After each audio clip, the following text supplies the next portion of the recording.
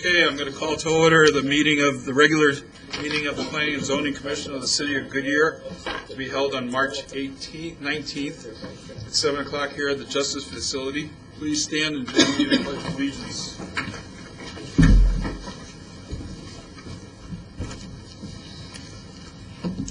I pledge allegiance to the flag of the United States of America and to the republic for which it stands, one nation, under God, indivisible, with liberty and justice for all.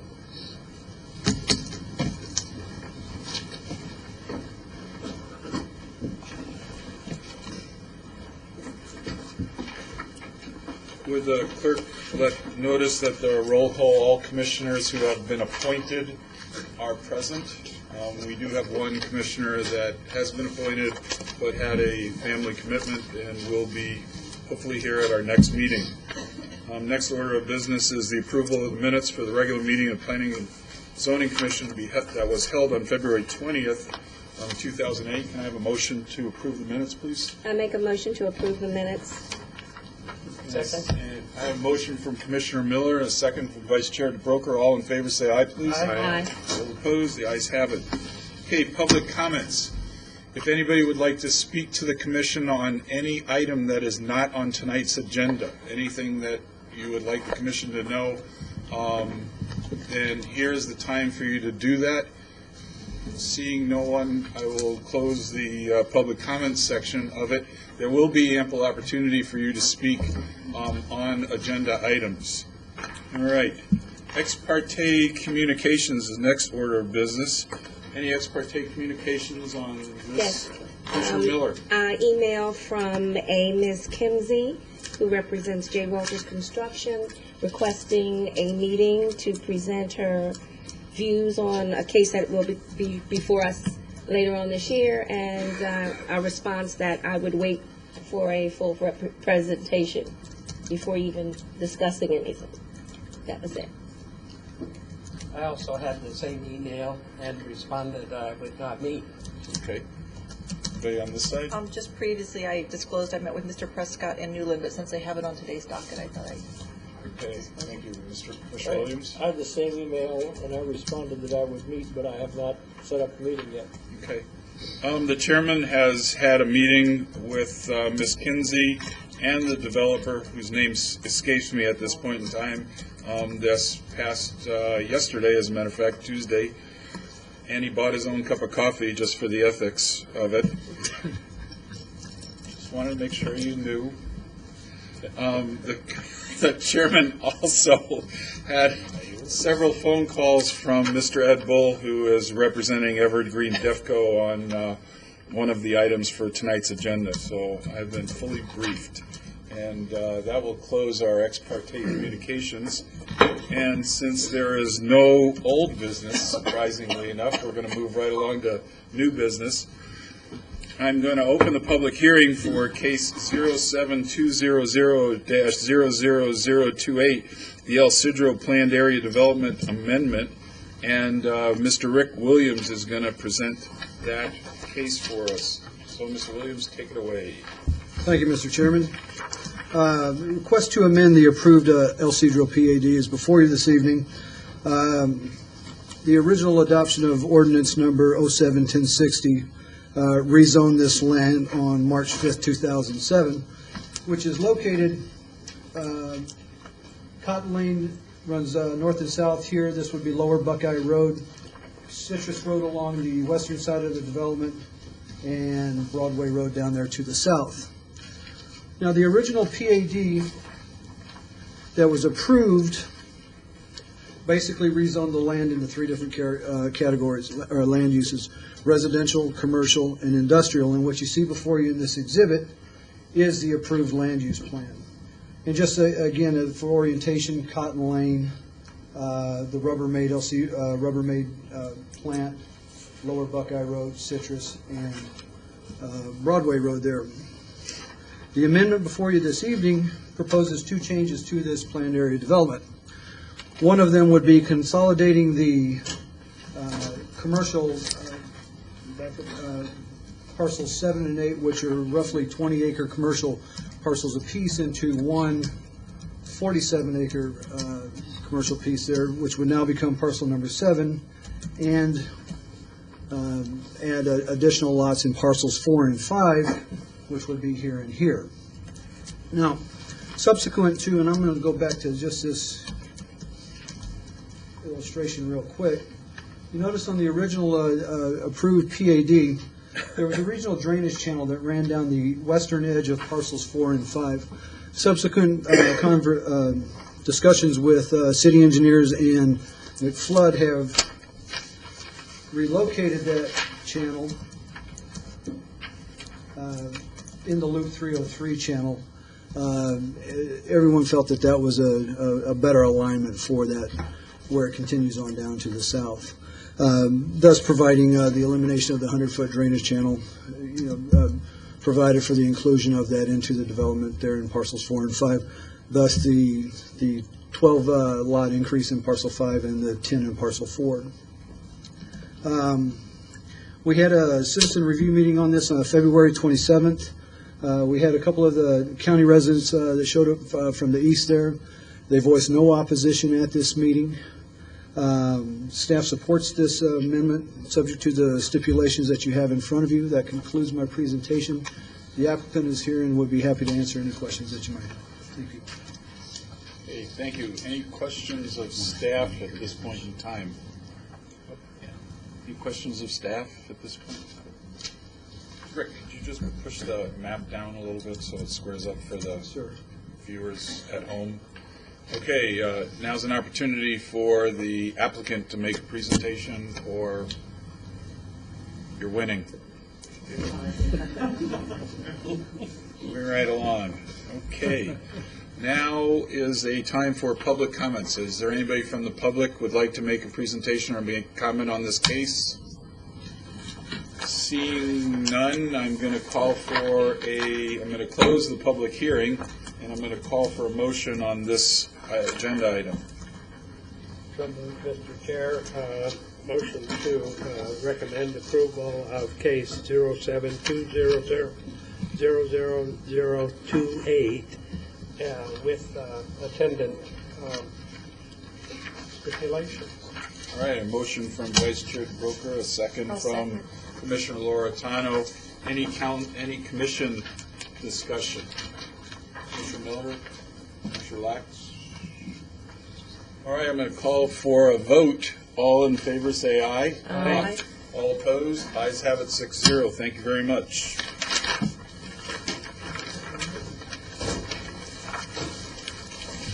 Okay, next item on our agenda is case 0730000006, Kentucky Fried Chicken drive-through request use permit. I'm going to open the public hearing, and Rick Williams is going to make the presentation again. Take it away, Rick. Thank you, Mr. Chairman. This is a request by Great American Capital for a use permit for a Kentucky Fried Chicken drive-through, which is located approximately 300 feet south of the southeast corner of Virginia Avenue and Pebble Creek Parkway. Now, the drive-through portion of the restaurant, the zoning ordinance considers that a convenience use, and that's what triggers the need for the use permit before you this evening. Now, also, convenience use is subject to Section 422 of the zoning ordinance, which are uses requiring additional evaluation. I have included the criteria for both of those in the staff report that you have before you this evening. Now, the Kentucky Fried Chicken is actually part of 4 developments. I'll go back to this little map here real quick. You can see it's part of a kind of an odd-shaped 3-parcel development that's going on right there. And there are several different things that are going on in that little area. As you can see down here to the south, you've got the Pebble Creek Retail, which is nearing completion as we speak now, as well as Pebble Creek Plaza Shops A. Now, Pebble Creek Plaza Shops B are located here, with Pad A being just north of that, which is where the Kentucky Fried Chicken will be located, and the Wells Fargo Bank right here. To the west, or I'm sorry, to the east, it is bordered by an irrigation canal, and this area over here will be the planned regional center. To the west is Palm Valley Phase 8, which is a mixed-use commercial parcel that is proposed there. And just north on the other side is a patio home proposed development there in the future. And just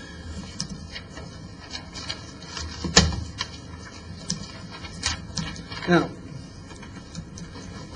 there'll be three different areas that there'll be one main location into the drive-through restaurant, which will be located off of Pebble Creek here.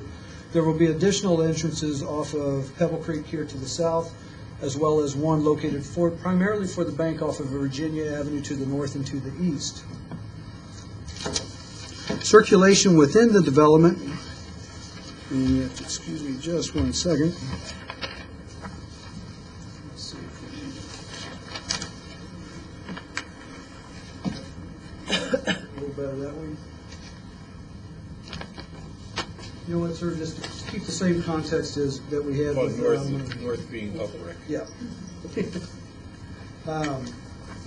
Again, just orientation, Pebble Creek Parkway Plaza, Pebble Creek Plaza Building B, the Kentucky Fried Chicken here, and this would be the Wells Fargo Bank site here to the north. Canal here, entrances again along in here. Primary circulation will be to come in from this direction. The drive-through entrance will be located to the rear of the building, with the menu boards located here. Patrons will come in, they will enter in through here, they will swing through the front. It's kind of an odd, different shape coming around to the front there. That was done in an effort to eliminate the drive-through traffic exiting straight into the entrance from Pebble Creek. In addition to that, there is a planned 3-foot screen wall that will run along the area of the drive-through here that will prevent headlight intrusion for those folks coming through the bank area, as well as folks that are coming in through Pebble Creek there. The drive-through, the hours of operation for this restaurant are predicted to be from 8 o'clock to about 10 o'clock at night. There are no extended drive-through hours. They do not expect additional drive-through hours on the weekend.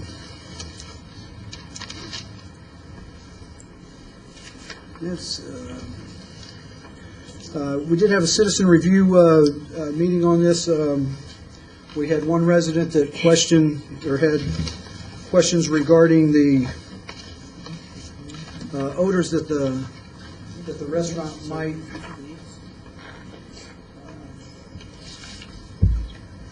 might produce. The applicant, Great American Capital, expressed that there is a state-of-the-art filtration system that is associated with the restaurant, that there are certain standards that they have to meet with regards to air quality, and that every measure would be taken to mitigate any potential odors that would be coming from the restaurant.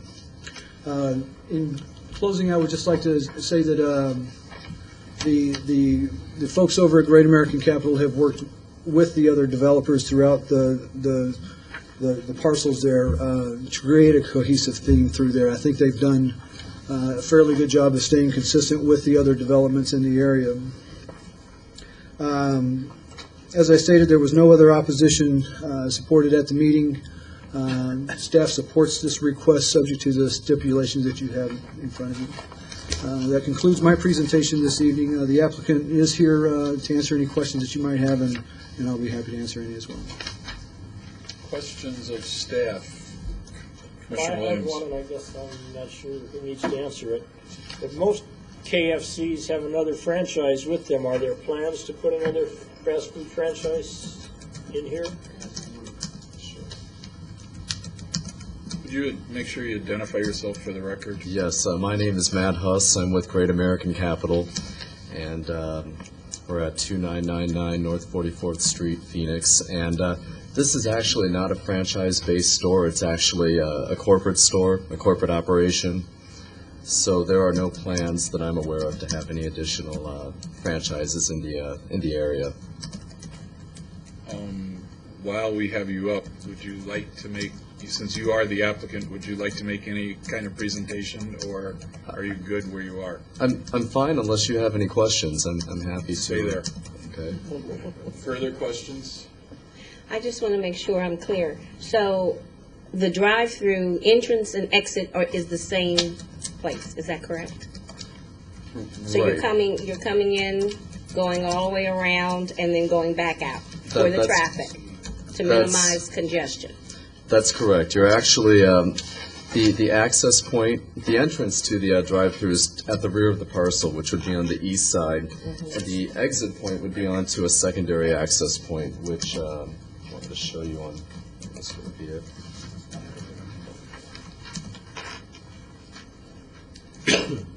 You gotta turn it around. Turn North up. Face this, Turn Turn it it- around. there we go. There you go. Like this. North up. Okay. This is north. Right. And if this is Pebble Creek Parkway, this is Virginia. So the exit point will come out onto the secondary drive. This building right here is a 10,000-foot building. It will be a combination of office and retail, 7,000 feet down, 3,000 feet up. And again, as Rick mentioned, the access or the exit point is right here to minimize any congestion with the Wells Fargo drive-through, which is located to the north. I'm not sure if that answered your question or not. I'm looking at where is this street they're going to? Am I missing the street? The exit point is right here, so vehicles will, correct me if I'm wrong, Rick, vehicles will exit the drive-through and they'll have the option of A, making a right-hand turn to access this right-in, right-out access point, Right. where they can turn to go northbound onto Pebble Creek up to Virginia, or when they exit, they can make a left-hand turn And go to all the way another down. south, to another right-in, right-out access point. Thank you. Other, Sean, Commissioner Flax? Is there going to be enough, I guess, room for cars to make that right-hand turn out of the drive-through without coming, without interfering with traffic going the other way? Well, that was the biggest concern. We initially had the drive-through plan to be on the north side of the building, and we were concerned about the conflict with the Wells Fargo traffic. But really, the office traffic to the south in this office building will be utilizing this right-in, right-out exit. So, as far as clearance is concerned, we have it. We only have 4 parking spaces at on the west side of the building. So we have additional room here to make the turn. I think we initially had proposed to have a 5th parking space, and we removed it for that reason. So I think it should be adequate, and it's also far enough away from the entry point of the drive-through, so we shouldn't have a conflict with that either. Other questions? Would anybody from the public like to speak on this matter? Seeing none, I'm going to close the public hearing, and is there any comments from the commission? If not, I will ask for a motion at this point in time.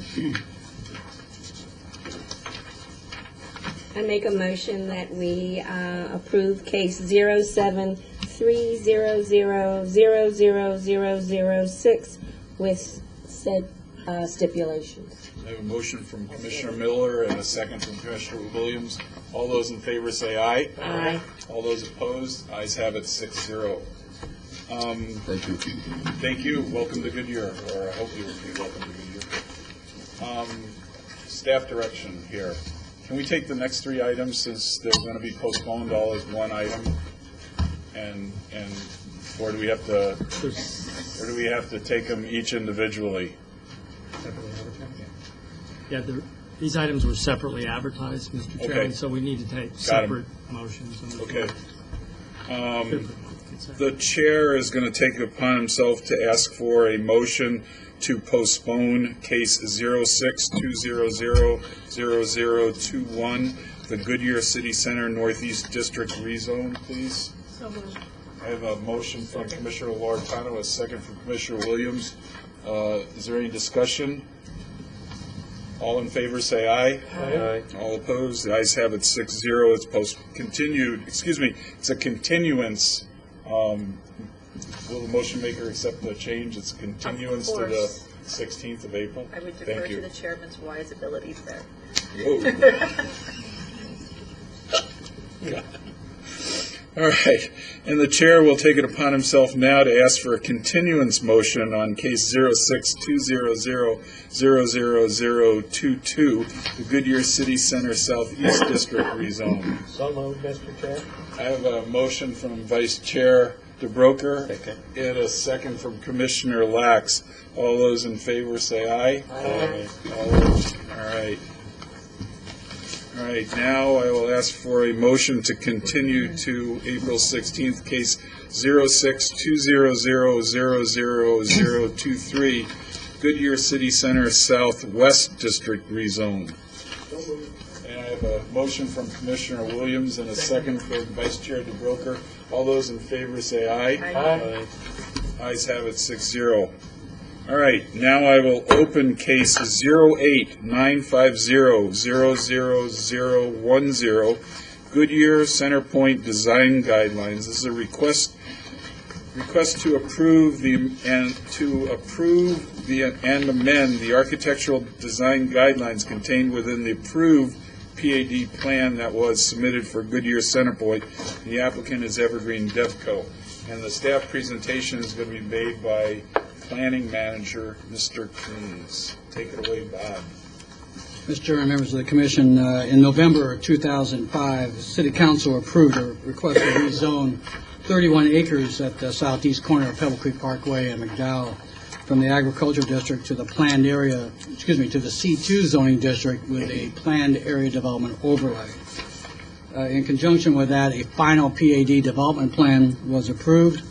That development plan contained a master site plan, development design guidelines, conceptual building elevations and architecture, and a color material palette for the future development of the property.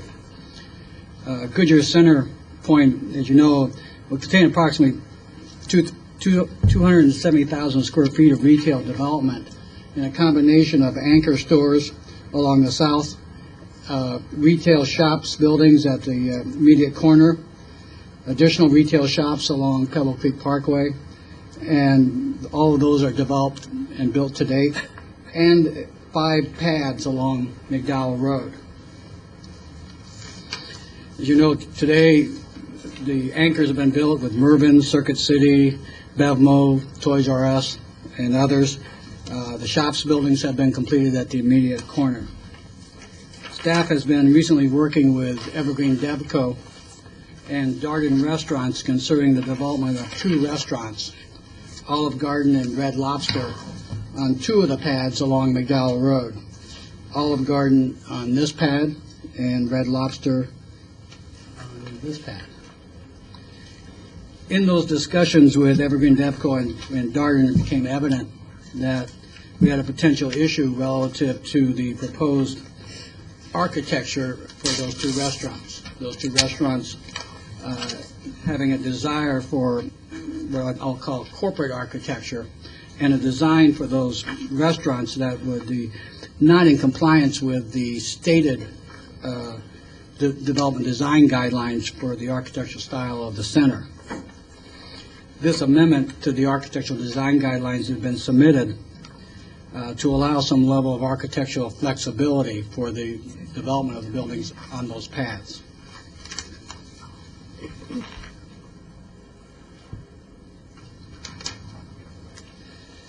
I'm going to show you a couple of graphics. These are images relative to the architecture out of the design guidelines for the PAD overlay, represent the architecture for the center.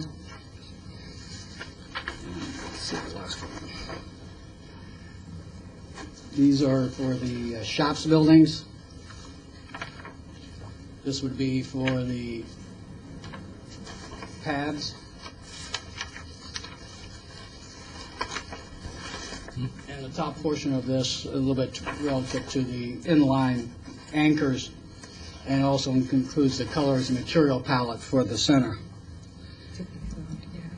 Again, this amendment would insert a new section 4A in the design guidelines of the PAD development plan, identifying the permissible architectural design for the single user freestanding pads. Again, those are the 5 pads along, there's 5 pads along McDowell,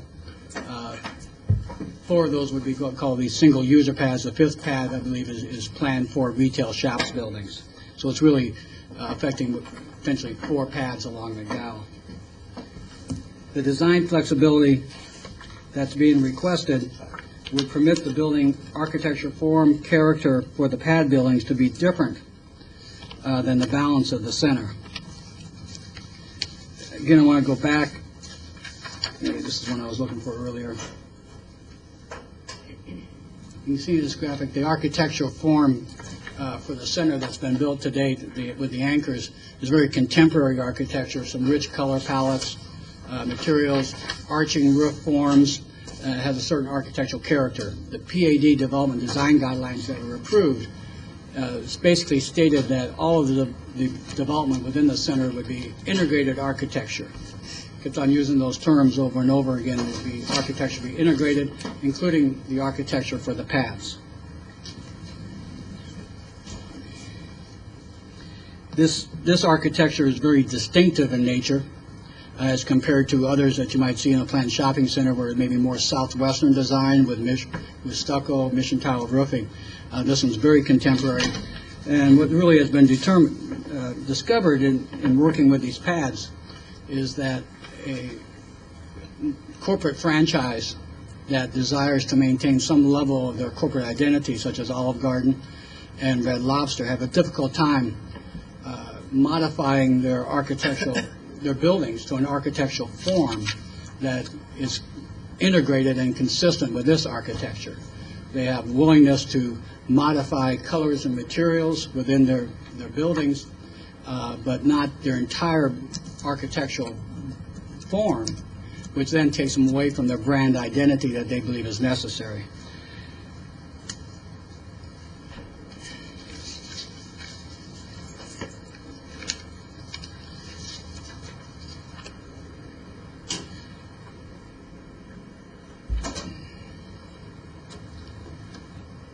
Although this amendment tonight is not an approval of the architecture for either the Olive Garden or the Red Lobster, I'm going to show you some representative image just to convey what we're talking about. Again, this amendment request is to modify the design guidelines to allow some flexibility, but some controlled flexibility. The primary change would be to allow them to have additional different architectural form. Again, this would be the architectural form where you have sloped arched roof that is predominant throughout the center, some of the vertical columns, and then get them again into colors and materials. Whereas, for example, Olive Garden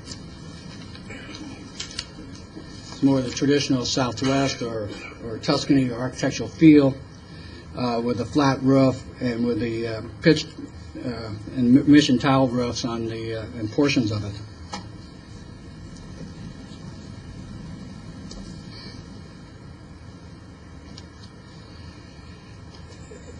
And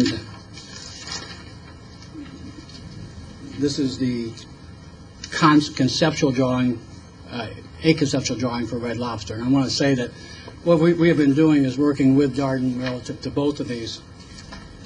We have not approved or either one of them because of the issue of architectural integration versus compatibility as being proposed in the amendment. We do believe that currently what has occurred relative to Olive Garden is this is the most recent version. Prior to this, the entire building was stone. What they have done is taken off a lot of that stone, made it more stucco, and are proposing to use primary building colors from the center, materials from the center in regards to the stone, other elements that carry over from the center, but again, the architectural form is going to be different. In regards to Red Lobster, this is their prototype, Red Lobster. In working towards resolving this issue, they made some changes at our request to eliminate what would be their typical clapboard siding, which would be in the areas where it's red. They did that most recently, as of today, at our further request.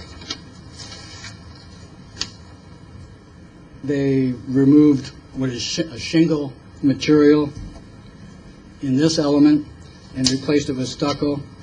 And again, in this one, the tie between the center is with the stucco, the colors, the red, in this case, is one of the exact colors within the center, a very vibrant color, and the stone along the base. So in summary, this amendment request will provide some architectural diversity for the pads along McDowell Road as compared to full architectural integration. The amendment, however, does contain other language that requires visual ties back to the center by using the primary architectural colors of the center, materials, and other things that provide harmony with the overall center. The net result is that you have architectural harmony, but there's some diversity in terms of architectural form. The other side of that is as if you forced total architectural integration, the end user has two choices. One, give up their architectural identity in terms of Olive Garden, Red Lobster, or the other choice would be not to develop there and go somewhere else. Staff recommendation is to approve this request subject to the one stipulation, and that concludes my presentation. I'll be answer any questions. The applicant and their representatives are also here to answer your questions. Questions of Mr. Coons? Mr. Miller? No. Mr. Lacks? Mr. Williams? Go for it. You know, I know that there are probably a lot of people in the community that would like to have an Olive Garden and a Red Lobster here. My caution or my concern is McDowell Road along that stretch is going to become a very, very heavily traveled thoroughfare, and it's going to become one of the major thoroughfares of the city.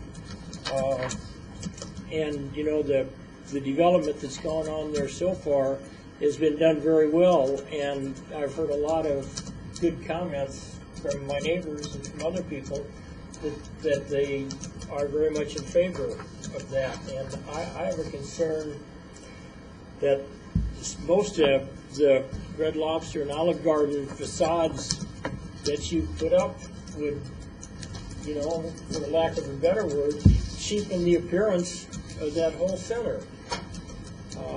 And I'd like to find a way for you all to have a little more control and I understand that we have to find a balance and maybe compromise a little bit, but I'd like to find a way to get that a little more architecturally similar to the rest of the center so as to not detract from the appearance of the center.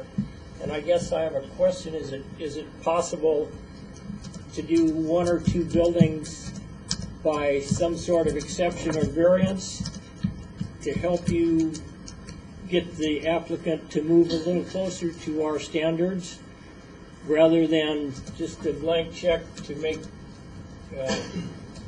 to change the architectural guidelines? And the other concern I have about it is if we do that, is that going to set a precedent for the mall down the road? Is that going to cause us to lose control when all of the tenants start to come into there? Chairman, Commissioner Williams, maybe answer the last question first, is relative to the mall. The mall itself and its zoning and its design guidelines do not require the extent of full integration of architectural, even colors, materials, and architecture as required in this PAD. So every project, every PAD, even though it's a planned development, a unified center, will have different degrees of how it's brought forward to us in terms of architectural. In the case of the mall, Estrella Falls,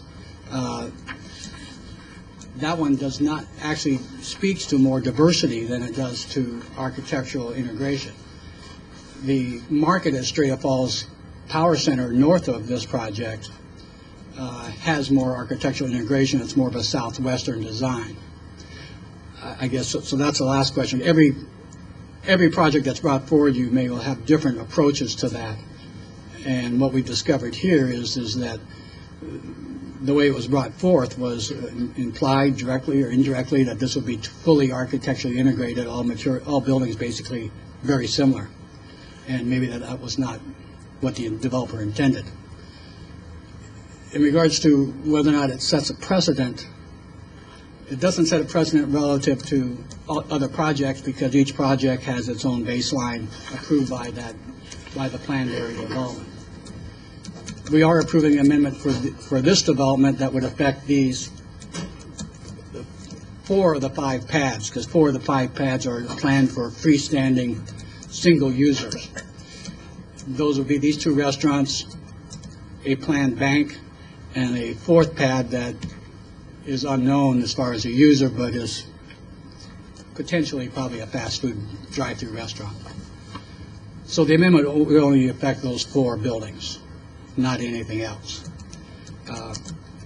I guess in a broad response, I'll let the applicant respond to your comments and concerns about the look. It is intended within the amendment. There is language within the amendment that talks about allowing the architectural diversity, but it must be high-quality architecture, and it must have harmonious visual ties to the center through the use of primary building colors of the center and materials. It also says that they cannot introduce new supplemental materials or colors that are not in harmony with the overall center. That we use that language to ask Red Lobster, for example, to take off the shingles that they had and the clapboard siding because that material was not consistent at all with the center. So I guess my summary comment is that staff felt there was enough language in here that provided staff enough tools in discussions with future pad users in this project to get quality architecture in harmony. But the architecture of those buildings would be different. If you want the architecture of those buildings to be the same, then the amendment should not be approved. Sure, Laura Tanner. I guess I kind of have a question, comment. My question would be kind of why did you go that as far? I guess I'm totally on the opposite spectrum as far as I'm concerned. I've seen the stone buildings and I've seen the other Red Lobsters with the clapboard and the shingles, and I would be fine with that because I think that adds to the ambiance and the atmosphere that people go to those restaurants for. So I actually would be fine if you even gave them more freedom, to be honest with you, because I think that is why people go to those restaurants. They want the atmosphere of going to the wharf for a fish for a fish dinner, or like McGrath's is basically has the boards and is similar to that. And same thing like Macaroni Grill with the stone. You kind of want to go to the Italian restaurant and have that flavor when you're enjoying your meal. So I'm actually fine with this, and I would be fine if you gave them more freedom. Do you want to another re-comment, Commissioner Williams? The ambience most mainly is provided in the interior. And, I have no problem, with whatever they do on the interior to provide that ambience. I just want to not detract from the appearance of the center. I want to make sure that you all have everything you need so that whatever ends up, wherever it ends up, it does not detract from the appearance of the center, which I'm very much in favor of the way it is today. Any other questions of staff? All right, Bob, have a seat. And let me call the applicant. Or Harry, do you want to talk first, or do you want? Could you please identify yourself for the record? Sure. Harry Paxton, Economic Development Director for the city. And thank you, Mr. Chairman and Commissioners. Appreciate the opportunity to be here with you tonight to talk a little bit about this. As I have gone through and worked with a lot of different retailers over my years in economic development, this is always an issue that we wrestle with a little bit in communities, and I can appreciate the decision that's before you. Obviously, the city's worked very hard. The developer's done a terrific job in developing this. I think it's a beautiful center. And when the pads begin to develop, there's always a little bit of that wrestle between corporate identity and then how the the center looks, and I can appreciate that. The challenge that we have in economic development is that corporate identity has to come forward. And with many of these retailers, they have a little bit of work that they'll work with us in many cases, but in my experience, I've seen they don't completely change the architecture. I haven't seen that. And so take that into consideration. Also, Darden is a good restaurant chain. There's other restaurants in the city that we're definitely trying to attract in that vein as well as with Darden. And so that's something to consider. I can appreciate the decision before you because it's a difficult one, I know, but it's one as we go forward and develop in retail, we'll wrestle with this because those businesses out there need to have that corporate identity and helping them to match and to fit in. I know they don't always match the architecture. The architecture will be different, but I think a lot of the things that Bob talked about, the way they can be harmonious is something that we would support. And so economic development is in support of this amendment in ways that we can also make that flexibility, whether it's administrative through different PADs that are approved, if we can, if community development has that opportunity to work with them administratively to help them through the processes also helps us to be in a more competitive position. But I also want to definitely state that economic development feels that it has to be quality development. It does, and we're definitely supportive of that. Because as we go forward and as these centers begin to develop and they're there for a while, quality development long term will really help us to sell the community. But I also know in my experience balancing that corporate identity is going to be important for us as we attract all the retail. Questions for our Economic Development Director? Mr. Williams. Just one more comment. Thank you, Harry. And I understand the need for corporate identity and for consistency, but I do think these two chains have done a very good job over the year of establishing that identity, and I think they could, in this case, tone it down just a little bit, and it's not going to cost them a thing because there's a lot of people looking for those restaurants in Goodyear. Thank you very much. Thank you. Mr. Bull, your turn.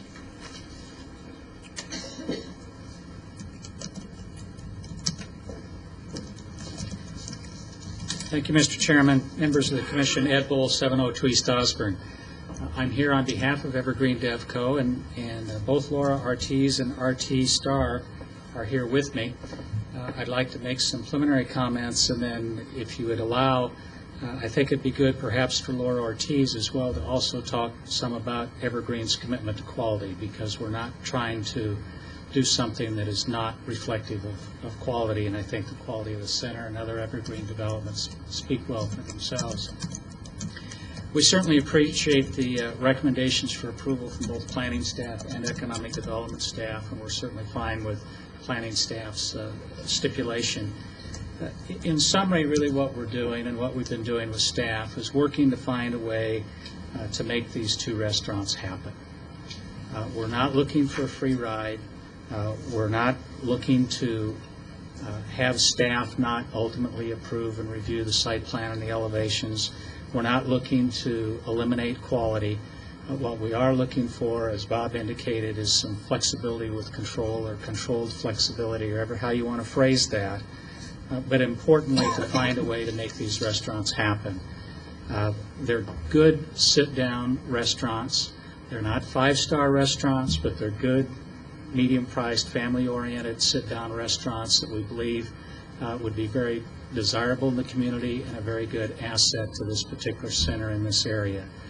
Staff and Evergreen have worked closely with Darden, and as Bob indicated, a variety of changes have been made in both Olive Garden and Lobster, maybe for the best, maybe not, depending upon your perspective.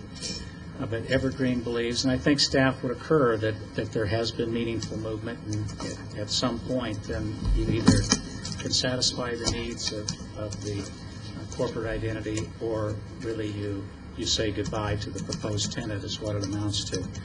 We certainly hope to be able to bring these tenants into the center. We have leases with them. Contingency has to do with being able to satisfy the plan approvals that have to go through the staff processes. This methodology that we're going through that allows some diversity so long as you still have quality architecture and so long as you still have visual ties and harmony with the balance of the center is both the methodology and wording that we worked out with staff. That, as Bob indicated, has given staff the confidence to have the controlled flexibility to make sure there's quality, to make sure that there's a connection through colors and materials and other features like that, and doesn't give up staff's ability to approve or deny elevations, but at the same time put staff and this developer in a position to work with potential tenants and to bring a quality development to the site that's in a different form, but also still uses some of the colors and materials and other kinds of things that are important. I had, several pages of really detailed notes of all kinds of brilliant things to say, but I think candidly that most of my thunder has been stolen and by others who presented it better than I could. I would say, though, that to the extent we need to learn a lesson, maybe we're learning one here, and that Evergreen never dreamed that there would be an issue or a problem of bringing national corporate tenants to the single-user pad locations along McDowell Road. We were talking about guidelines. We had wording that said general or conceptual or this or that. But in hindsight, should we or staff and we have looked at that a little differently a couple of years ago? Today we know, yep, maybe we should have, and maybe we will next time. But it certainly wasn't an intent to detract from the center then, nor now. It's not an attempt to deviate from quality. It's an effort to provide some quality tenants with an opportunity that strikes the balance that Bob and others talked about, that strikes that balance between everything looking the same or forced integration, as Bob discussed it, versus some flexibility with controls in place. Again, we will provide as much additional detail or answers to questions as you'd like tonight. But I will tell you this, I believe, have shown, or Evergreen has shown, their commitment to quality. They bring that here this evening as well. I think Laura would like to talk about that for a second if there's any questions or concerns with that. And we appreciate the efforts that staff has undertaken to work with us in Darden to bring these two restaurants to the community, to make them happen on this McDowell frontage in a manner which we believe is a good opportunity for this center and a good opportunity for the city, and can be done through staff's control in a quality manner. We'd request your approval in accordance with staff's recommendation, and we'll answer questions to the extent we can. And again, I'd like to provide the opportunity for Laura to speak if you would like. I'm going to take it on the chair to ask Ms. Ortiz if you'd like to come up and make a statement, and then we'll open it up for questions of the commission for both Ed and you. All right? Thank you. Could you identify yourself for the record? Yes, Laura Ortiz, Evergreen Devco, 2390 East Camelback in Phoenix. And good evening, Chairman, Commissioners. We at Evergreen are extremely proud of our center. We hope you are too. I was out there for a couple hours this morning. I find myself every time I show up at the center being just excited about it. We think it turned out well in what we've built so far. We had a huge commitment to quality. We did work very hard with the anchor tenants that have come in. Most of the anchors don't have the same issue with corporate identity. They're looking more for cost, and we pushed really hard keeping the high architectural quality, the materials, and keeping that in conformance for our center. Our multi-tenant buildings that you've seen out there along McDowell and Pebble Creek, again, very strong architecture, very complementary, tie in very well.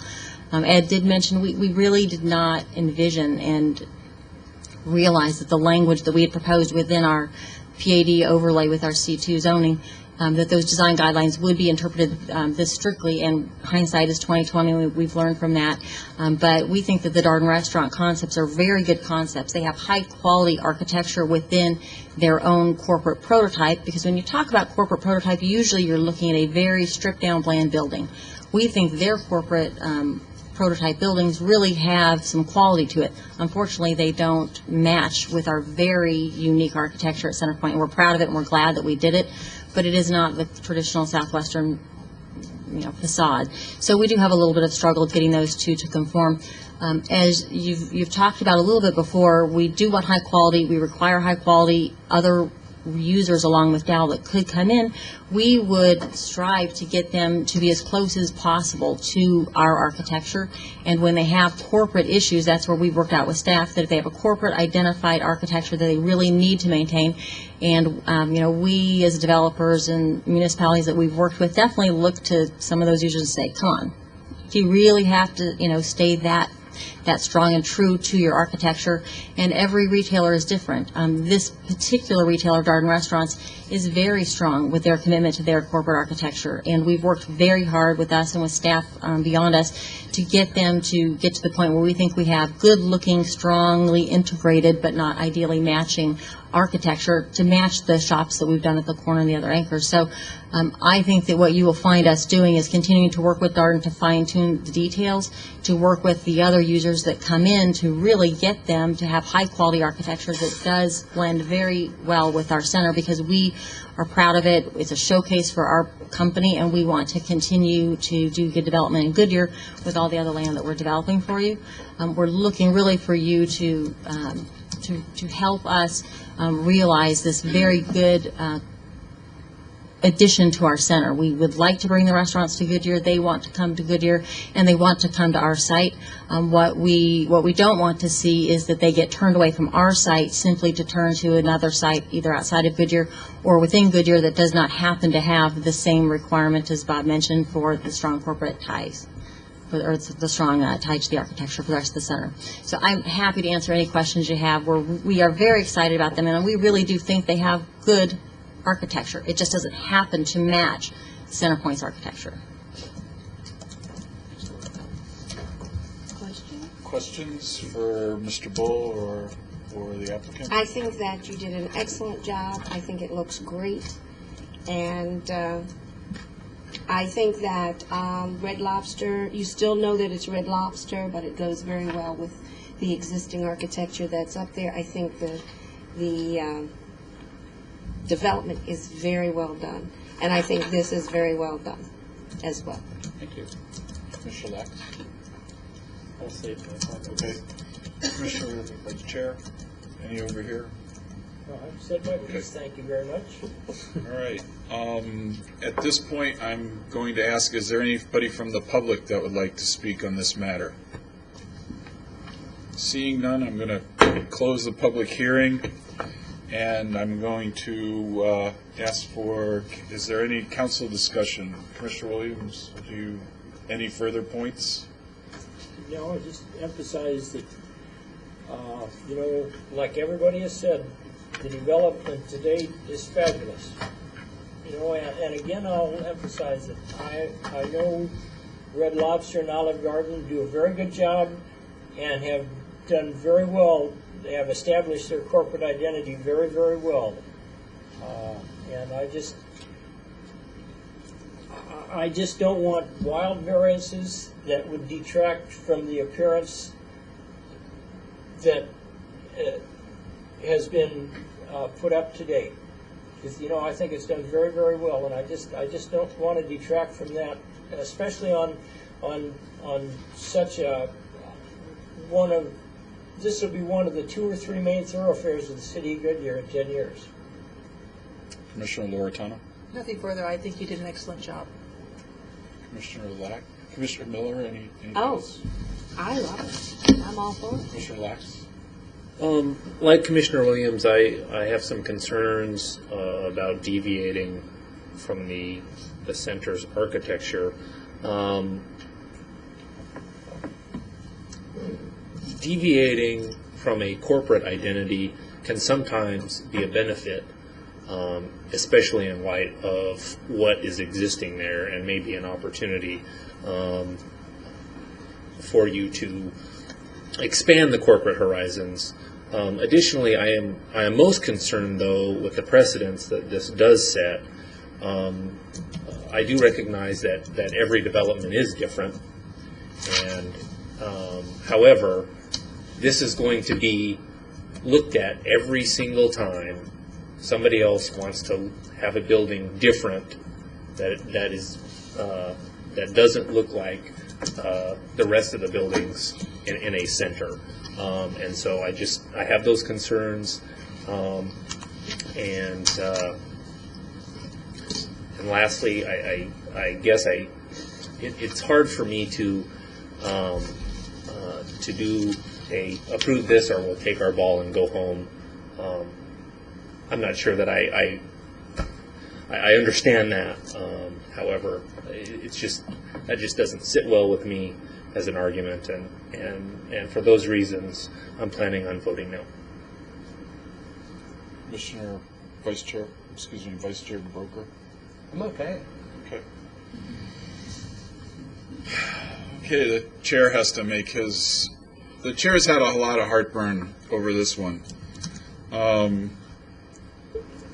I too feel very strongly about the precedence issue that Commissioner Lax has talked about, and also Commissioner Williams. I'm concerned that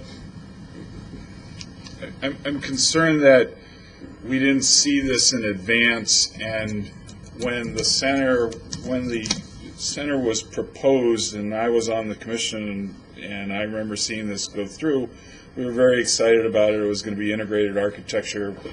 Things would look different. This looks very unique. It's contemporary. People seem to like it. From a planning point of view, this is really giving me heartburn. However, here it comes. I'm a business person by training, by education, and by standards.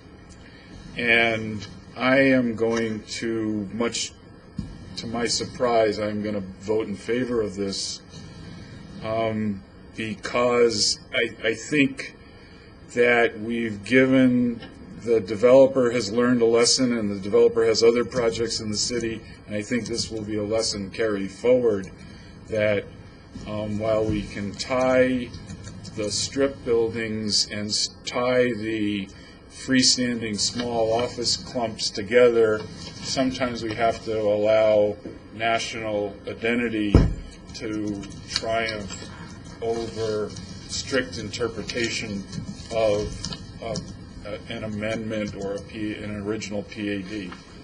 So with that note, I'm going to close, I think I closed the public hearing. I'm going to ask for a motion to approve the Goodyear Centerpoint design guidelines.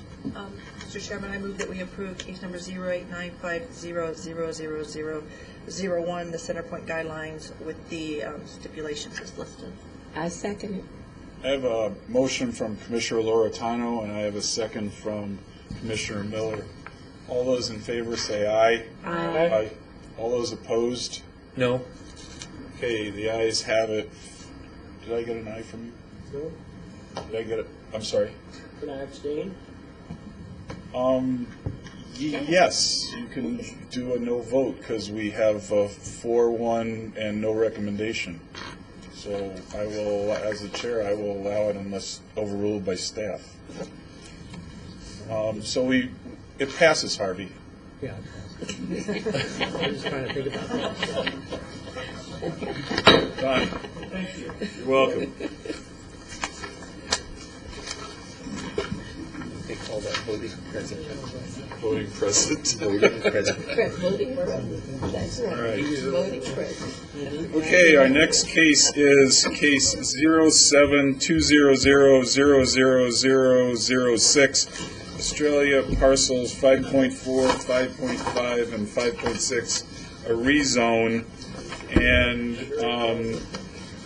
we have a following case on the preliminary plat for this, and so I'm going to ask the presenter, David Canning, to present both, and then we'll take each motion separately as we have to do that for the record. David, I'm opening the public hearing. Let her rip. Thank you, Mr. Chairman and members of the Commission.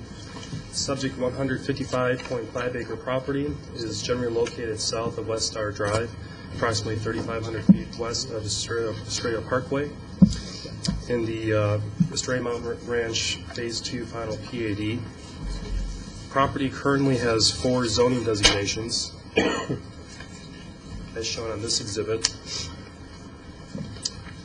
Approximately 132 acres is zoned for single-family residential lots.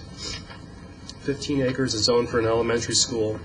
5 acres is zoned for commercial, and 3 acres is zoned for a park.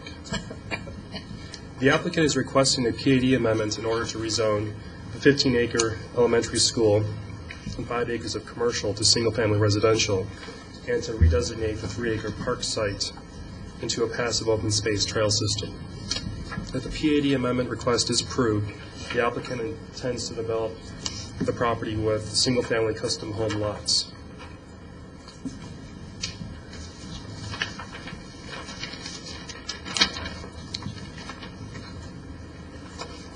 This is the lotting plan, or preliminary plat, or a preliminary plat exhibit, which denotes the topography of the site.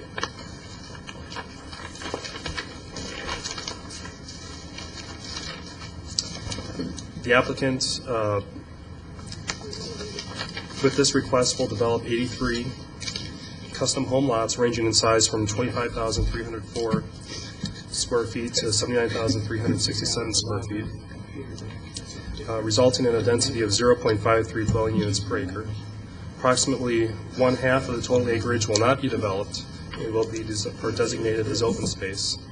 The development will be accessible from 2 access points that will be gated, and that is from West Star Drive, located here, and 183rd Drive, which will connect to this existing cul-de-sac.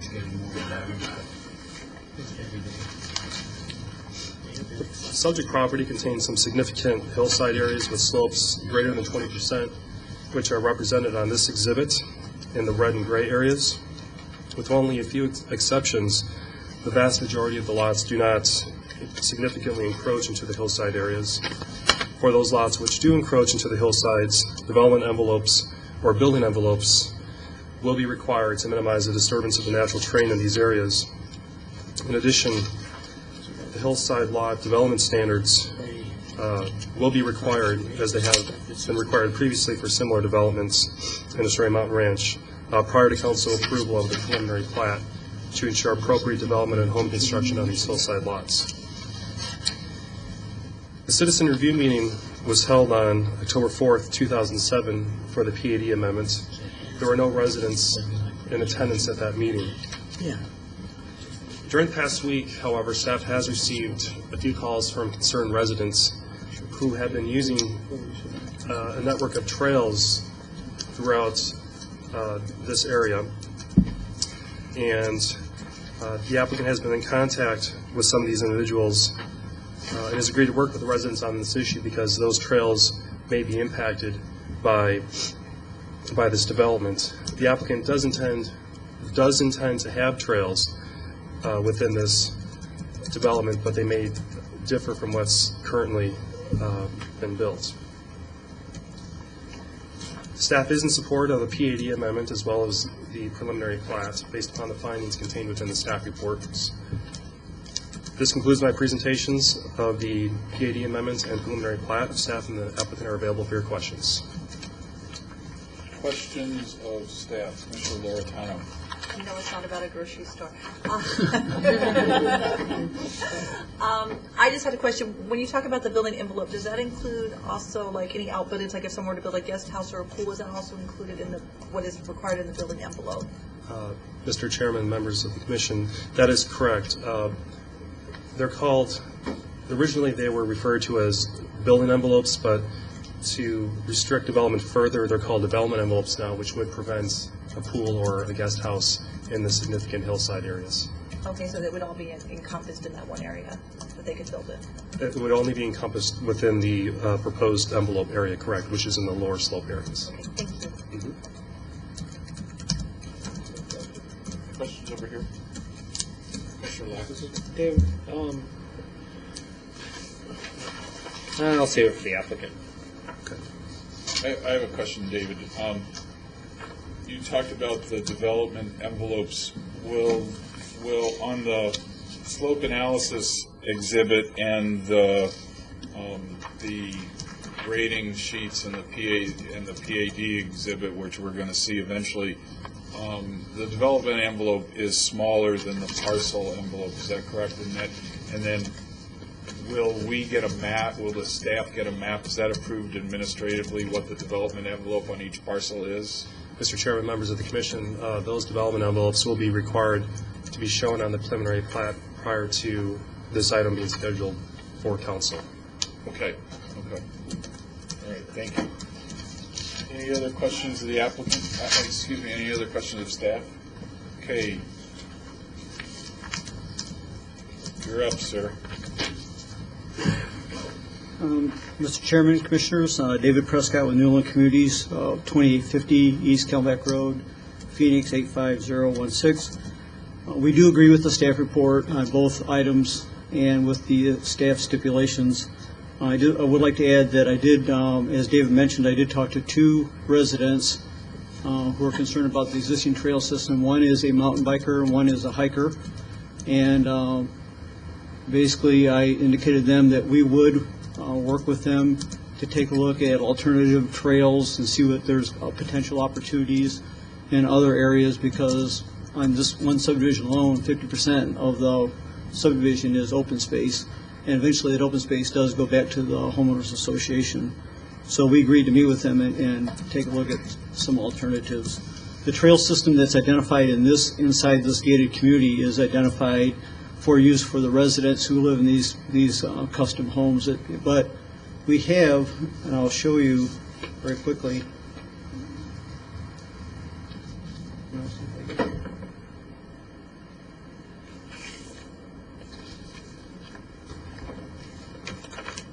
For example, Mr. Chairman, this is the subdivision we're talking about right here, and there is going along to the east of the subdivision, there is a gas line easement, a utility easement. We're in the process right now, right adjacent to, on the east side of this subdivision that's before you, we are in the process of doing an extensive trail with a 10-foot wide concrete, integrated colored concrete with benches, and it's lighted for night walking or riding or whatever you want to do, and it's got different art and different amenities along the whole thing. And this trail will eventually go on the entire length of this utility corridor.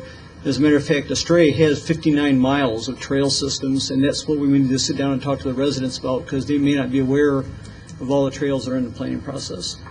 And one other item I bring up is Commissioner Loretano and the chair brought up the thing about the development envelopes.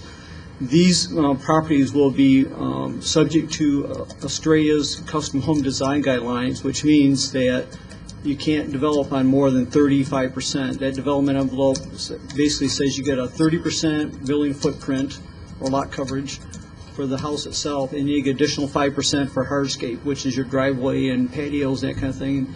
After that, we want the rest of the lot left natural, native materials. And with that, I have no other comments. Questions of the applicant? Mr. Williams. David, you said you gave a percentage of the development that was open space.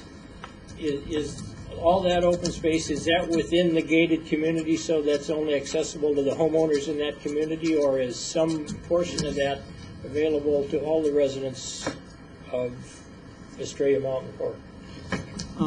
Mr. Chairman, Commissioner Williams, the 76 acres of open space is not exclusively under the ownership and control of the custom homeowners. It will go eventually to the homeowners, the Master Homeowners Association. And I'm looking back at my boss to find out. I believe that is correct. So it's, but the streets and everything in that area will be gated, and it's intended for the exclusive use. The actual allotted subdivision, the street improvements. But as the city has required us to do, every time we come across these steep slopes, we're required to leave them as natural open space and not develop up on the sides or up in the ridge lines, and that's what the intent is here. Thank you.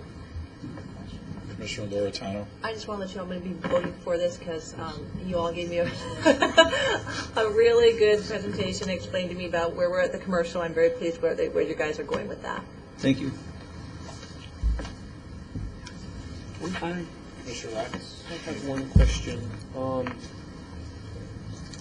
think in this fine packet you gave, there are justifications for rezoning, written justifications for rezoning the school site, and as well as rezoning or changing the commercial site, but there's no real justification for rezoning that park site. And whereas I understand, that 50% of this parcel is going to be open space, but it seems like it's now going to go to trails. So I'm concerned that so you're doing away with the park altogether. Where is the nearest park for the kids to play? Mr. Chairman, Commissioner Lau. Lax. Sorry. The, see if I can point this out again.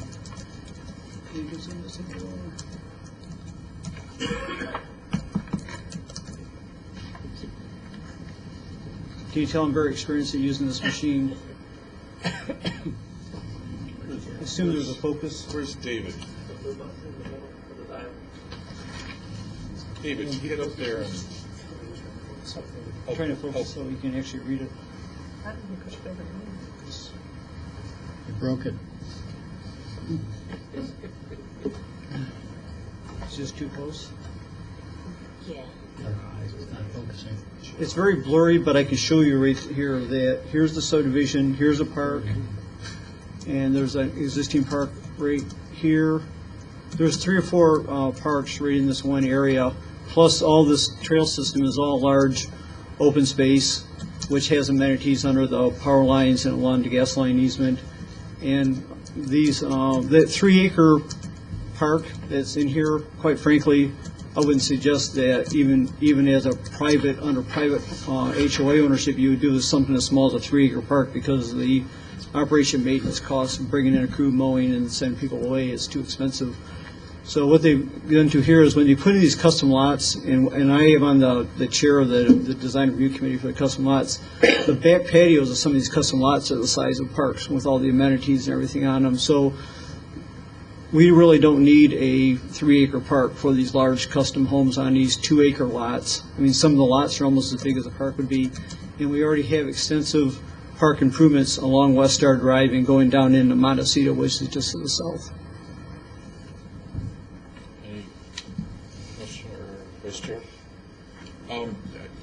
I just want, I have my own question, but I want to respond to Commissioner Lax's comments. Just for the public, the original PAD had placeholder acreage, and the acreage that we are rezoning at this point in time, because I served on that general plan committee in 2002, 2003, the acreage that we are talking about right now in the rezone was basically a placeholder, and that we anticipated better development in the future, and fortunately I think we were getting it from the new and current owners. Okay, now to my question. In the presentation, David, that you gave us on page 7, there's a proposed trail system, and I wasn't clear on the trail system. Is this trail system, and it seems to hook into West Star Drive, in one spot, is this trail system going to be open to the residents only to the residents of this gated community, or is the proposed trail system open to any Australia Mountain Ranch, Australia resident? Mr. Chairman, the trails that are proposed in this gated community are for the use of the residents within the gated community. However, as I said, we have extensive trail systems outside the subdivision running down through there, and what we 59 miles of trails. This is really intended for people just walking around the immediate neighborhood around their homes and in the washes behind their homes. And I'm not sure that we would want to take a fully integrated trail system. Now, this trail in this gated community does access out to the gas line trail system we're doing. But I'm not sure you would want to allow just anybody walking in behind and around these homes, which start around $1.2 million and run around $2.5 million. I'm not sure the residents, that's what they're buying into. So the trails are really for the residents in that subdivision, for that part. Follow up on that. With regard to that, if it's only for those residents and they're going to be turned over to the homeowners association, are these people going to pay separate dues to maintain this specific gated trail system that the other residents can pay, or are the other residents also going to be forced to pay for trails that they can't use with their homeowners association dues? Mr. Chairman, Commissioner Loretano, yes. No, I actually don't know. I would think it would be an additional. Well, isn't this? Don't they have private? Isn't this going to be private streets? Private streets. So they have. So there's going to be a sub homeowner. I guess that's what I'm asking. Come on up, identify yourself. Let's get this. I'm sorry. My name's Phil Luna, representing Newland Communities, 2850 East Camelback Road, Suite 300, Phoenix. You're absolutely correct. There are two types. Behind the gated communities, like a sub-association, they have separate assessments. They will pay assessments to cover the private streets, the amenities behind the gates, but they also pay a master association assessment, which covers the parks, the trails, things of that nature. And so what I see here is some of this open space will be there for behind the gates that would be maintained by the sub-association. Some of it I see as being part of the master association, where everybody in the community will use and pay for it. Okay, thank you. Other? I have one more question on that. One more quick question. So is it all going to be, because I know a couple of your other like custom home areas, they're not really gated, they're kind of gated, but you could walk around the gate to the desert. Is this going to be fully gated, or what's the plan? I see this similar to those, probably just the gating, mainly for the vehicular traffic coming in, and maybe the depends. Right now, I really don't know at this point in time, but I can see it going out where it's maybe not the easiest to get around, but will not be gated all the way around. Okay. And then the lots also, they will not be walls on the property lines. There will be open space between the walls also.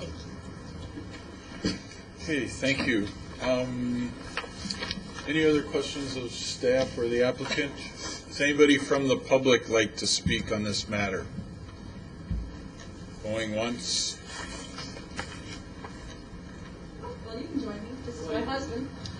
Hi, my name is Mary Kay Fowler and my husband Richard Fowler. We live in the Mesquite Highlands subdivision, and this is very near to the area that they're speaking of. This plat is very lovely with these colors, but really when you go to the area, you see that it's a very beautiful piece of property. I know that the presentation indicated there were 2 residents that appeared in October and discussed their use of the trail. I think that's an understatement of the use of that trail. Everybody I know in our neighborhood spends some time in that area and on those paths, either on their bike or on foot. And it would be a huge loss. Because there is a parking space there. There is like a trailhead area for people to park and then ride about in there. And I just think that this plot understates the importance of that piece of property and the access to those trails to the citizens. I, for one, was not aware of the meeting in I guess October, so I think there would be additional persons that that would share my philosophy on this. I'm concerned with the development in this area because there are lots of houses in this area, and there's lots of houses for sale in this area, and there's many empty houses, and that's an issue for crime and trespassing and criminal damage and other things like that. We want people to be living in these homes and really be an active member of the communities there. So those are some additional issues that we have. I think that also our community is growing, and that's a given, but we have lots of young children. And we just want to preserve the beauty of that area. We want to preserve the ability to have that area for the grade school as indicated, and just be aware that the area is really used a lot more than perhaps is indicated by the discussion today. Did you have anything else? I'm concerned about the traffic load. Currently, as you're aware, Australia is the only way in, and then this, West Star. and then to West Star is the only way. So we have Australia as a major only way there, and then next is West Star, which actually goes right by a school. I'm not sure why West Star people drive and go into the school. The school access is off West Star instead of a side street, so you have a lot of traffic in the morning and in the evening there. And we're building 1.4 million, 3 million. We'll probably have 5 cars. So how many more cars can we put on West Star? We come to Australia, very, very busy, right next to a high school. No 4-way stop sign, 3-way or nothing. So we're adding more cars. What are we doing to add for traffic in the area? Anything? I thank you for your comments. I will suggest that this will be on the agenda for City Council in the future. I suggest that you go to the City Council website, and if you don't know where it is, the clerk, I'm sure, will be happy to show you how to get there. I encourage you to come, and I encourage you to bring your other friends and supporters who oppose this development to City Council. At this point in time, we take your comments under advisement. Most of us have seen the site, and we are... Which is heavily underneath wires, right? That's the part we're talking about, right? This site, if you look at the chart, the corridor is where the wires are, and this site is off to the west of that site. We're so far the Planning and Zoning Commission and the City Council have been very supportive of what Newland Communities are doing as a new owner with Australia, and we think that the development is much improved from the previous owner. So again, I encourage you to come to City Council. I encourage you to take time to voice your comments and let the council people know where you stand on this issue and the traffic issue. Any other comments anybody wants to make? One item on the traffic. A traffic signal is warranted at Estrella Parkway and West Star today, and we have plans, and it's in design now, so we will be putting a traffic signal at that location in the near future. And the developer will be assisting us with that effort, so that you can look forward to that probably before this is occupied. Thank you. Okay. Thank you. Thank you for coming. Okay, with that, I am going to close the public hearing and ask for any commission discussion concerning this item. Is there any commissioners would like to make any comments on this? Okay, can I have a motion to approve the case 0720000006, the Australia parcels 5.14, 5.15, and 5.16 rezone? So moved, Mr. Chair. I have a motion from the Vice Chair and a second from Commissioner Loretano, who I think will be voting in favor of. All in favor, say aye. Aye. All opposed? All right, a unanimous decision in favor of this. All right, our next case, Mr. Canning, I'm going to open the public hearing on case 07500-00009, Australia parcels 5.14, 5.15, and 5.16, the preliminary plat. Mr. Canning, do you have anything additional that you would like to say concerning this? Mr. Chairman, I do not. Okay. David, do you have anything that you'd like to say concerning this? All right. Does anybody from the public have anything additional they would like to say? Would you like to speak on this item, or yes? Or are you good?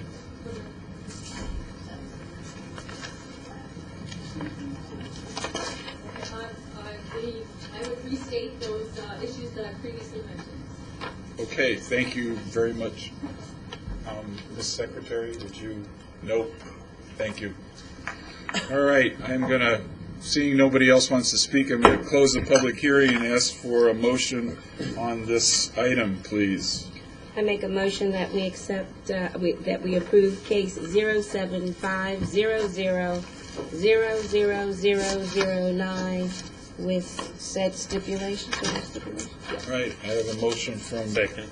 And I have a motion and a second. All in favor, say aye. Aye. All opposed? Ayes have it. All right, the chair is going to take on his prerogative to take a 5-minute recess. We're coming back at 8:30.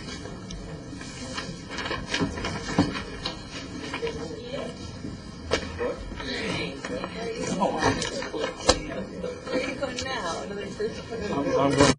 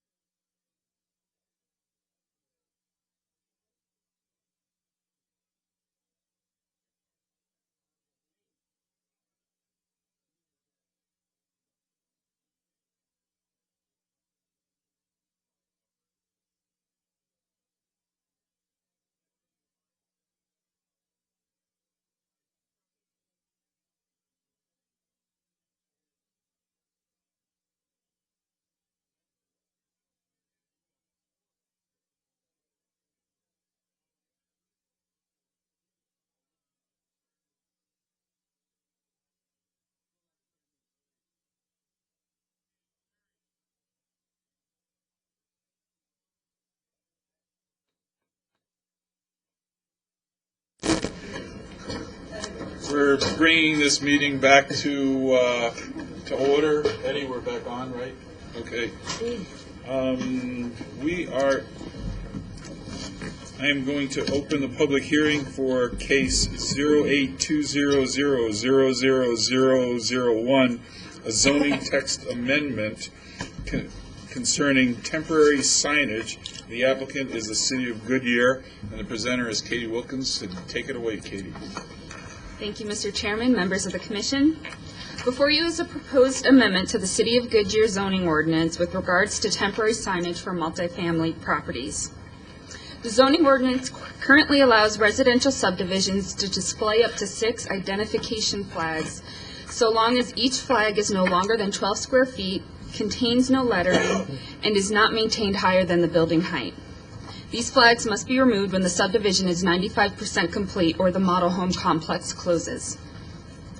Multifamily properties are not allowed to use these identification flags under current regulations. The proposed text amendment would allow multifamily properties to use these flags with the same provisions as subdivisions. The flags would have to be removed from the multifamily property when 95% of the complex is leased, or after 1 year upon the issuance of the first certificate of occupancy, whichever would come first. The text amendment also modifies the special event signage provisions. Currently, multifamily residential and non-residential properties are allowed the same special event signage. This type of signage is allowed for a maximum period of 10 consecutive days, with 30 days between such displays. This allows a property to use this type of display for a maximum period of 90 days in a year. The text amendment would modify the zoning ordinance to allow multifamily residential properties to display special events signage for 30 consecutive days with a maximum of 3 such displays per year. This would keep the maximum number of days at 90 days per year for these displays, same as non-residential properties. This type of distinction between multifamily residential properties and non-residential properties is made in most Valley City zoning ordinances with regards to special event signage. The city did receive comment on this text amendment. It was proposed that the special event signage should not be limited to consecutive days so that these type of properties could display their special event signage on weekends and take the signage down during the week. Staff was concerned that by not limiting the signage to consecutive days, it would deviate from the intent of allowing additional signage for special events only rather than allowing it on weekends, and this concern was expressed to the commenter. The request was also made to increase the number of displays allowed per year.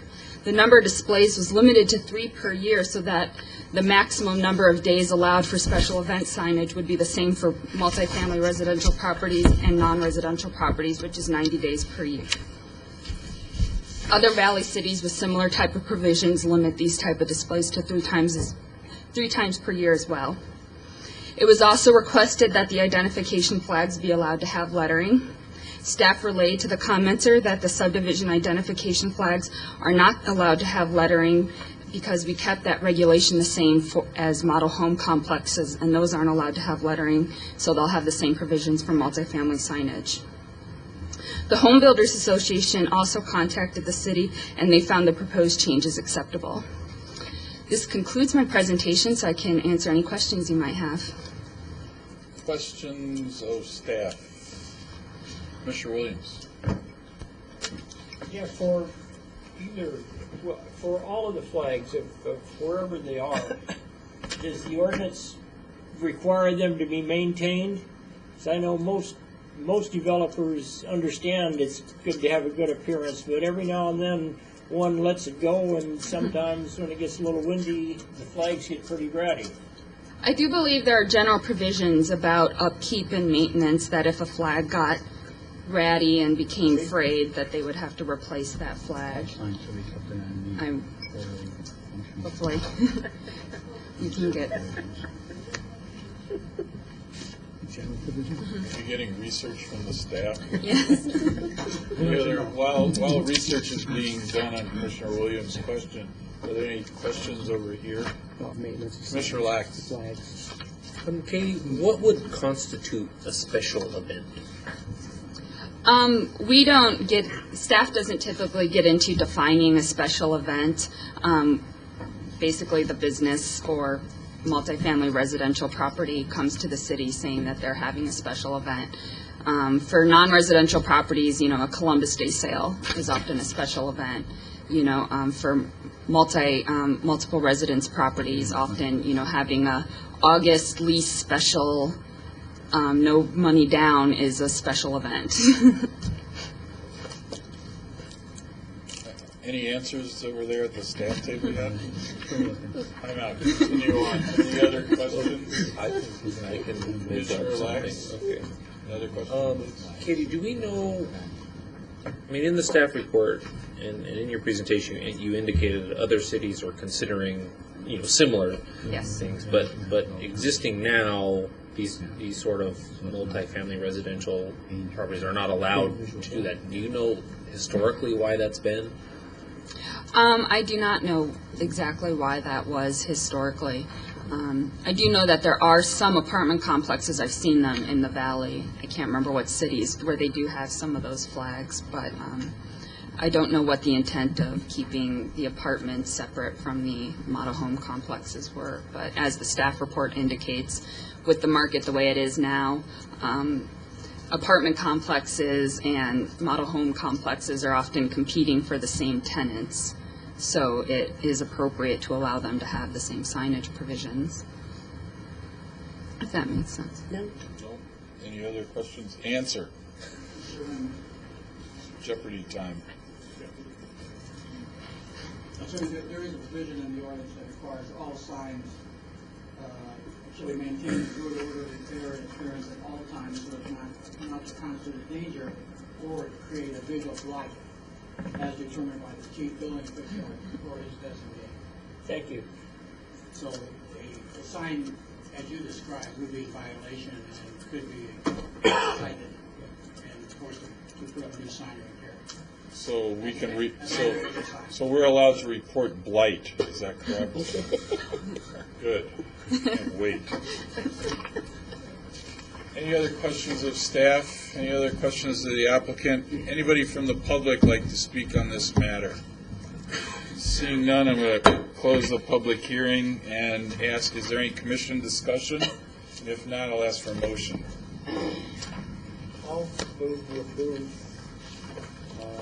case 08220-00001, zoning ordinance text amendment. All right, motion. As explained by Ms. Wilken. I have a motion from Commissioner Williams and a second from the Vice Chair. All in favor, say aye. Aye. All opposed? Ayes have it, 6-0, unanimous vote. Okay, now I'm going to open the public hearing for case number 073000007, the Taco Bell drive-through restaurant use permit. And think outside the bun. Anna Lacklander will give us our presentation. Thank you, Chairman Gelzer, members of the commission. The aerial photo you're looking at shows the location for the proposed Taco Bell restaurant. The site is located in the Cobblestone Creek Commercial Center at the northwest corner of Pebble Creek Parkway and McDowell Road intersection. It is also in the Phase 8 of the Palm Valley Master Plan.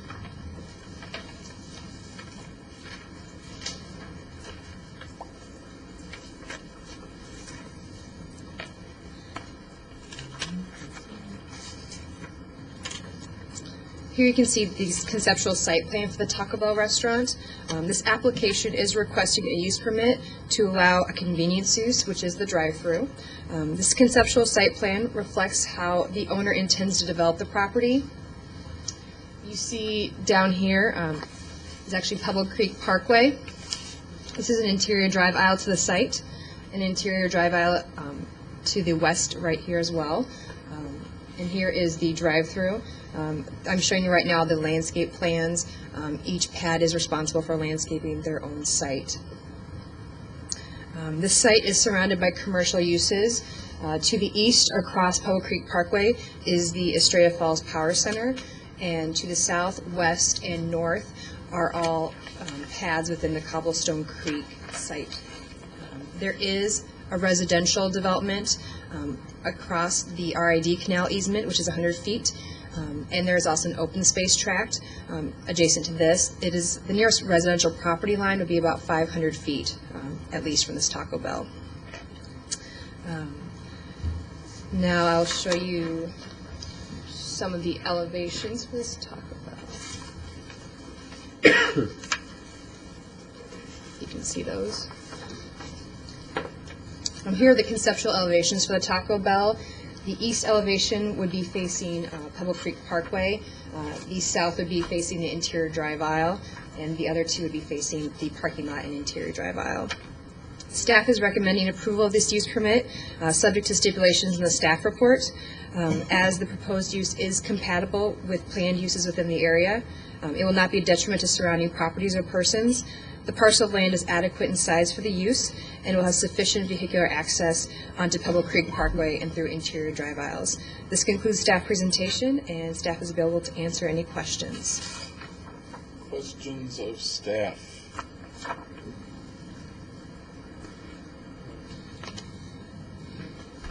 Okay, questions of the applicant. Or would the applicant like to make a statement? Is the applicant here? Don't believe the applicant showed up.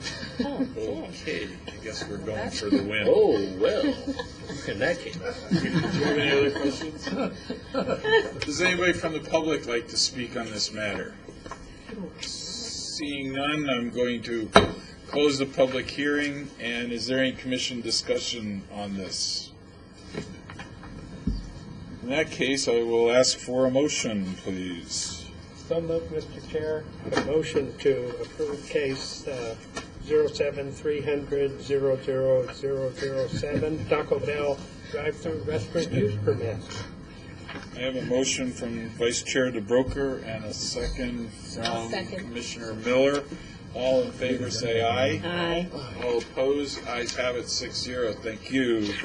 Our next order of business is case 08-220-00002, a zoning text amendment to require that all parking, loading spaces, etc., be improved with dust control matter. Did I get that summary right? And our presenter will be Senior Planning Manager, Long-Range Planning Manager Schmitz. Take it away, sir. Bob is older, for the record. Bob is older than I. Current Planning Manager and Long-Range Planning Manager. Oh, whatever.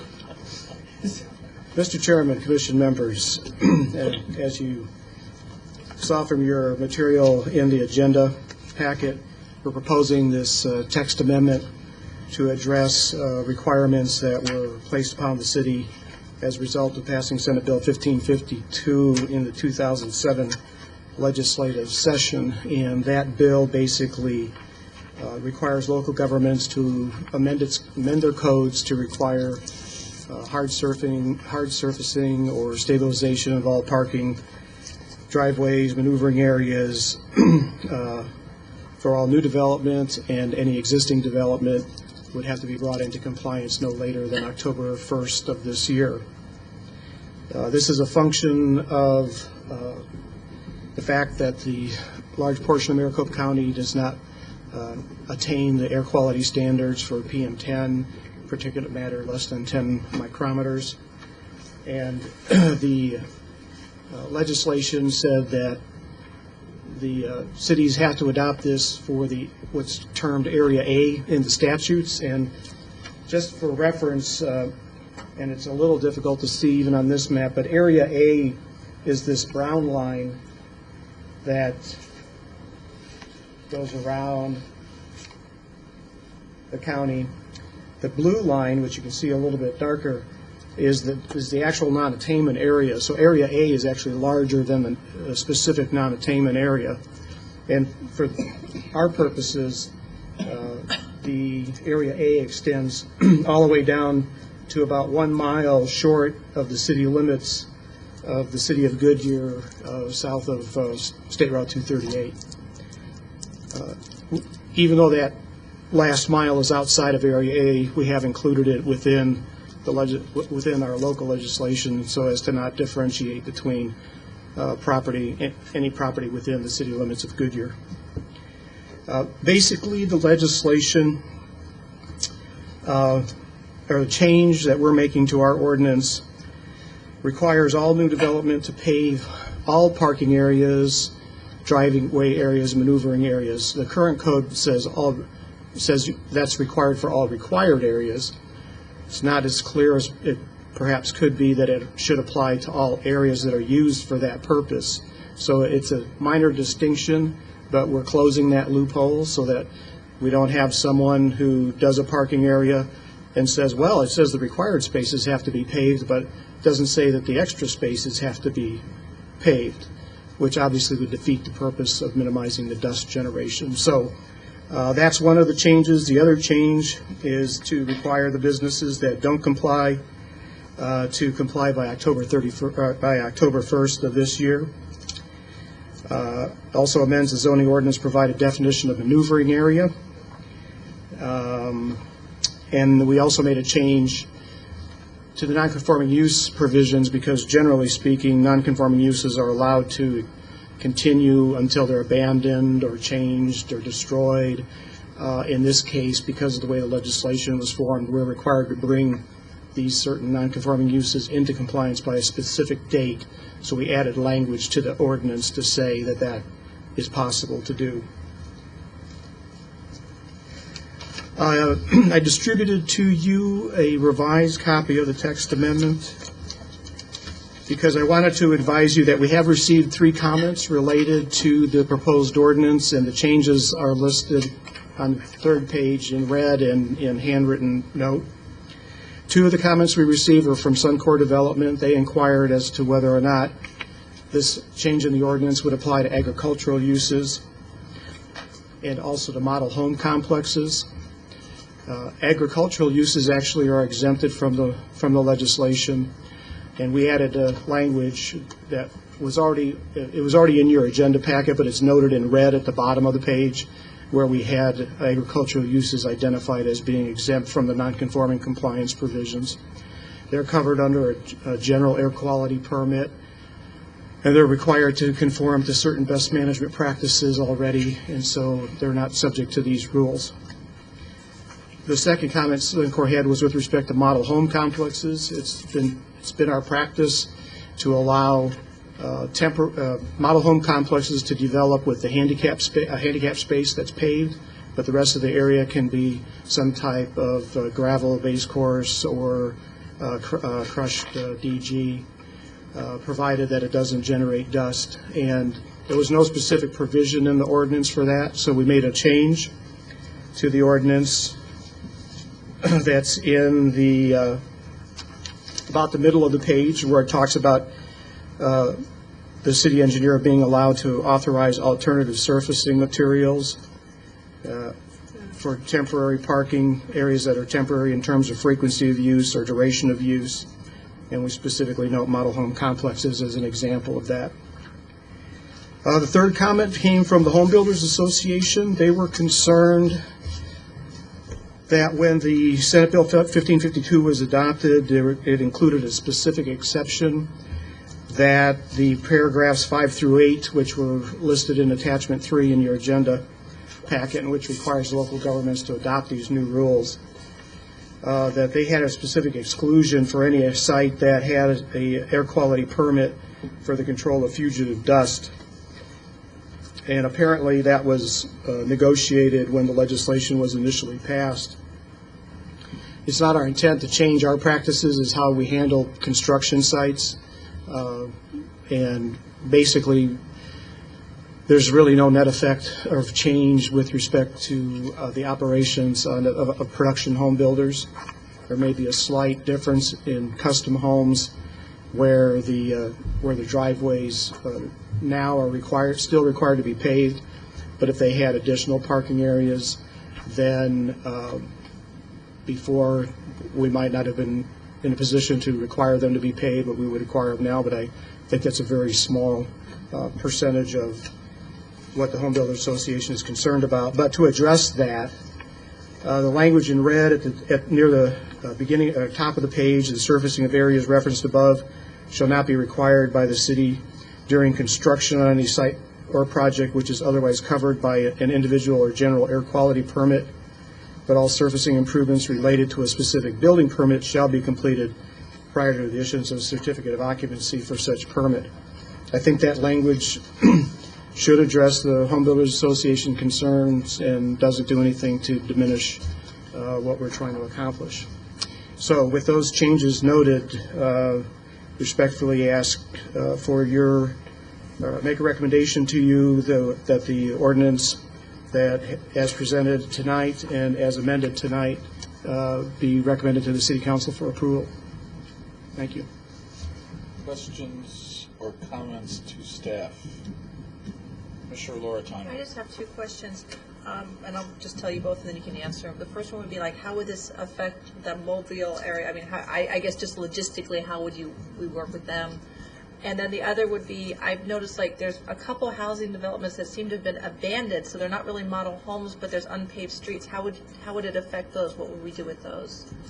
Well, with respect to the first question on the Mobile area, the ordinance does not require compliance on single-family residential, existing single-family residential, provided their parking area is less than 3,000 square feet.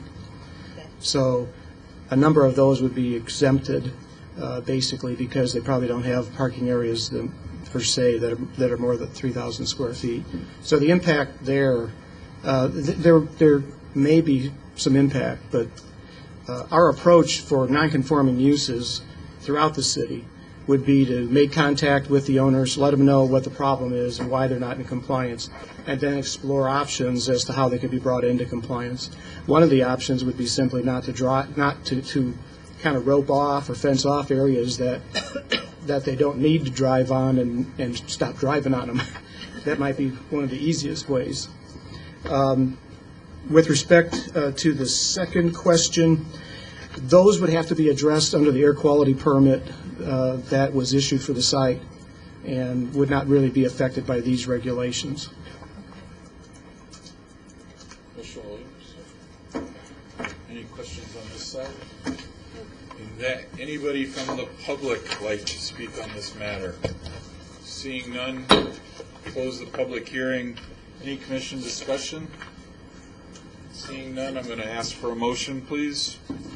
Mr. Chairman, I move that we recommend approval of case 08-220-00002. I have a motion from Commissioner Lax and a second from Commissioner Williams. All in favor say aye. Aye. All opposed, ayes have it, 6-0. Okay, and now I'm going to open the public hearing for our last case, 075000013, the Wood Corporate Campus and Ballpark Village preliminary plat. And returning after a long absence is Senior Planner Craver, and I welcome you to the podium. Sorely missed, I'm sure. Sorely missed is right. Thank you, sir. The subject property, the 242 acres of this petition, is composed of the 57 acres known as Ballpark Village and the 185 acres known as Wood Corporate Campus. The property was also the subject of a previous PAD approval, and it is also surrounded by approved PADs. Because most of the roadways have already been dedicated to the city through an MOD in the case of Ballpark Village and through the simple dedication of rights-of-way in Wood Corporate Campus, this is primarily a vehicle for Civica to development to market their properties so that they can begin to develop private development around the ballpark and around the development complex. This area here could be the future home of the Cincinnati Reds. We're hoping we get an answer on that soon. But in order to get the private development going around our facilities, staff is recommending approval of this plat. All right. Question. you have any more, Karen? Or Pardon? did you have any more, or can No. I ask for questions? Sure. Questions? Commissioner Williams? Part of this takes away a traffic circle? Yeah, I had this. Thank you. Yeah. Initially in the PAD, there was a traffic circle in this area. And the Civica development folks and the city staff looked at eliminating the traffic circle and replacing it with more of a standard intersection. You come in off of Estrella Parkway, you could either go north or south or continue to the east. And what this does is it allows for a much larger plaza area here at the entrance to the ballpark. And we see that as a benefit to both ourselves and to Civica. That's where they're doing the public art and grand. I guess I have a concern with taking out the traffic circle. I understand your desire to have the larger plaza, but I think there's got to be other places, other alternatives for the plaza, and traffic circles. And I guess if you'll let me just ramble for a couple of minutes, you all. It's short. I need to pack. I'll take a drink. Go ahead. You all, have on your shoulders the responsibility, Harvey and all of your people, for providing the identity for the city of Goodyear for the next several hundred years. And the next 2 or 3 or 4 years is going to be very, very important in that whole process. And you've got the colleges, and you've got the city center, and you've got the ballpark. And you need to do all of those very, very well. You need to make them each unique, but you need to also tie them together some way. And traffic circles just provide a unique opportunity, a wonderful opportunity for sculptures, for landscaping, for, just some fabulous identity for the city of Goodyear. And I hate to see you give up that opportunity. Mr. Chairman, if I could, Commissioner, in terms of there may be a better place for the plaza, actually, no, there isn't, because this is the entrance to the ballpark. This is where you're going to come in and you're going to buy your ticket and you're going to walk in through this area and go to the seats. I said alternative, but, I understand. But also, this area, by doing this type of intersection here, really creates a much larger space for just what you were talking about. The public art that's going to be done as part of this project is going to go there. We've also been working with Civica Development. They are required to contribute $5 million in enhancements to the appearance of the ballpark. A great deal of that money is going to be spent in that plaza with water features, with landscaping, with benches, with bike racks. We've seen some of the concept plans. I think that you're going to get a lot more with this layout than you would in a traffic circle. I have a lot of faith in you guys, and I'll kind of, And I'd be happy when we get those plans and start them through the design review process when they're formally submitted. I'd be happy to sit down and review them with you. The chair bemoans the loss of the traffic circle also, but will keep his remarks short. May I ask a question? Because Commissioner I Williams. come from an area where they had circles from Camden, and they had loads of circles, and they had loads of accidents. And so from a traffic engineer's point of view, I would be interested to see, are we going to go for safety or aesthetics? And so I'm just, when you talk to them, maybe you'll talk to the traffic engineers to find out, because there tends to be more accidents with circles. we want it all, Leslie. Huh? We want it all. Safety. You can't get it all. Okay, I take my long-term, sitting on this commission, Commissioner Miller, before you joined the commission several years ago, we had a presentation from the traffic engineers on traffic circles, and on tonight's tour, we were able to actually drive through a traffic circle that's in the process of being finished, or is about 2/3 finished because one of the roads is not finished. But the new traffic circles that are being developed in Goodyear and other communities on the West Coast are vastly different from the traffic circles that we all remember from New Jersey, and I remember that. So our traffic engineers would be happy to talk with you, but let me assure you that it's not like the old days. So it's just as safe as a regular intersection. We think it moves traffic faster with less congestion, but we also don't have jug-handled turns either. Commissioner Loretano. I get the joy of driving the traffic circle every morning and every evening, and I've been taken out almost several times. I hate them. I'm sorry. I've seen like 3 cars, and they haven't even finished it yet. Already parked on, like, missed it, overshot. So maybe they are safer, but I just don't know. It's like Arizona's driving in the rain. Maybe they just don't get traffic circles. There is a learning process. There is a learning process. You know, I will admit that. Other questions of Commissioner? I just have a practical question. If in fact the Cincinnati deal goes through, are we gonna is that covered by this, or are we gonna have to come back again and do more adjustments? No, what will happen is these lots will be combined to form that development complex. And then this would remain as a commercial parcel down here.